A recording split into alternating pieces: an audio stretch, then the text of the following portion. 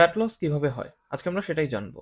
শুরুতেই যেটা জানতে হবে, আমাদের প্রত্যেকটা হিউম্যান বডির ইন্ডিভিজুয়াল বডির একটা সার্টেন রিকোয়ারমেন্ট আছে, অর্থাৎ কার প্রতিদিন কতটুকু খাবার লাগবে।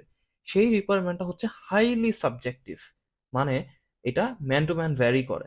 সো ফর এক্সাম্পল, আমরা যদি ধরে নিই একটা ইন্ডিভিজুয়ালের 2000 ক্যালোরি খাবার লাগবে প্রতিদিন, এবং সেটাকে বেস ডায়েট হিসেবে কল্পনা করি, এবং সেখান থেকে সে যদি কেবল 1800 ক্যালোরি খাবার নেয়, তাহলে সে 200 ক্যালোরি ডেফিসিট বা ঘাটতিতে আছে।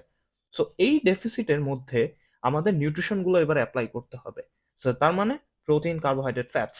সো এইখানে এই যে প্রোটিন লেখা হলো 10 to 35%, এই 10টা হচ্ছে মিনিমাম অ্যান্ড 35টা হচ্ছে maximum. Same goes for 45 to 65% carb, 20 to 30% fat.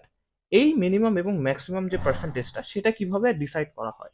সেটা হচ্ছে আপনার বয়স, আপনার লিঙ্গ, আপনার উচ্চতা, ট্রেনিং এক্সপিরিয়েন্স, কত বছর যাবত ওয়ার্কআউট করছেন, অ্যাট দ্য সেম টাইম আপনি কিরকম ওয়ার্কআউট করেন, অ্যাক্টিভিটি লেভেলটা কিরকম, আপনার হেলথের গোল কি। সবকিছুর সাথে যখন আপনি আপনার ফিজিক্যাল অ্যাক্টিভিটিকে কম্বাইন করেন, অর্থাৎ strength training, push up, pull up থেকে শুরু করে ওয়েট লিফটিং প্লাস কার্ডিও করেন, তখনই হচ্ছে আপনার ফ্যাট লসটা সম্পন্ন হয়।